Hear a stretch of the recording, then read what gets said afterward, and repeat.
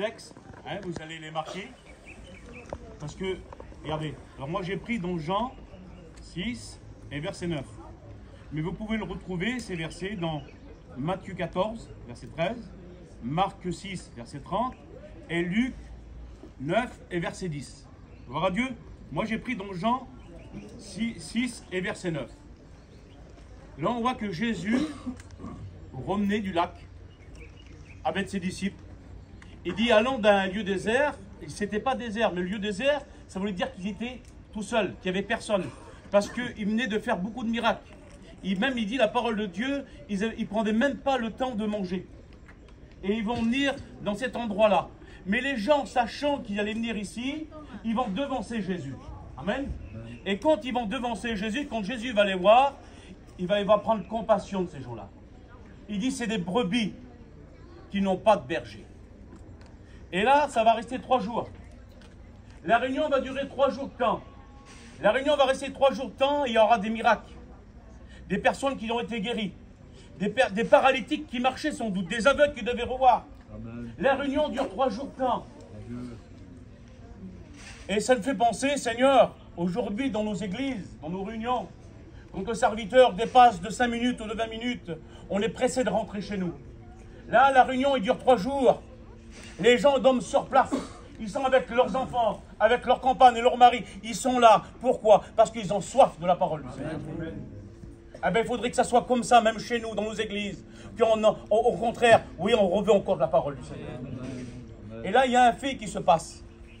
Et comme il a dit tout à l'heure le guide, et c'est sûr et certain pour moi que c'était à cette époque-là, comme la Pâque n'était pas loin, et qu'il dit, il y avait 5000 personnes, sans compter les femmes et les enfants. 5000 personnes, j'essaie d'imaginer qu'est-ce que c'est, 5000 personnes. C'est énorme. C'est énorme. Et j'imagine qu'il y avait les femmes et les enfants, on va dire, allez, 20 000 personnes, 25 000 personnes. C'est 2 chapiteaux comme la Convention. Ça fait beaucoup de peuple. Il faut les nourrir. Et Jésus, il savait qu'est-ce qu'il allait faire à l'avance.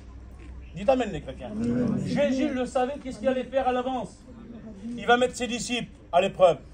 Donnez-leur à manger, parce que les disciples vont dire, renvoyez-les maintenant, il est tard. Et Jésus va dire, donnez-leur vous-même à manger. Mais il dit même pour les 200 deniers qu'il y en a, il n'y en aurait pas assez. Et je voudrais vous dire qu'aujourd'hui, tout le monde est utile à Dieu. Gloire à Dieu.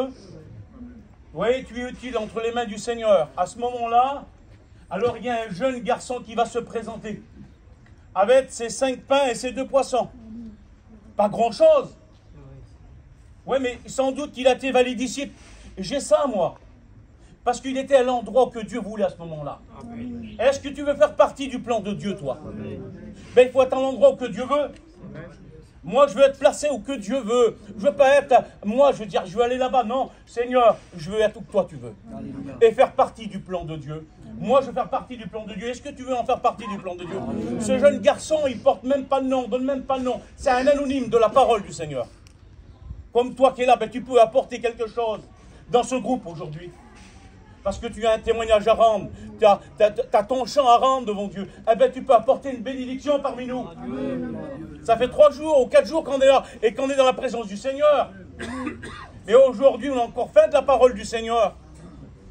Alors, il va se présenter avec ses quelques pains et quelques poissons. J'imagine les disciples, moi. J'imagine les disciples, mais qu'est-ce que tu vas faire avec ça? Mon petit coutoir, va tes parents ou va ta famille, mais tu ne peux pas. Regardez le peuple qu'on a, tu peux pas. Oui, mais moi j'ai vu pendant 3 jours là. J'ai vu pendant 3 jours qu'il y avait des miracles. Et je sais que Jésus peut le faire. Les disciples étaient là, ils ne voyaient même pas la foi de ce jeune qui est là. Parce qu'il avait vu tous les miracles. C'est pour ça qu'il vient et qu'il les présente.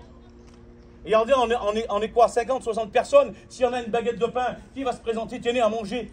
Jamais personne ne le fera ça. Mais là, il y a 5000 personnes, plus de 5000 personnes. Il vient avec quelques pains, quelques poissons, parce qu'il sait qu'entre les mains du Créateur, il se passera quelque chose.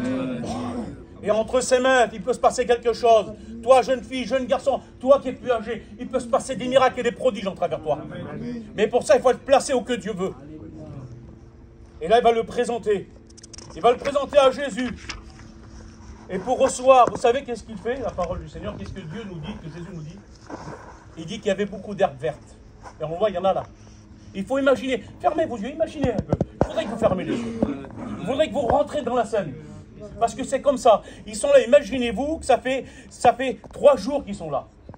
Qu'ils n'ont pas mangé. Ils sont là avec leurs enfants, avec leur foyer. Ils ont dormi sur place.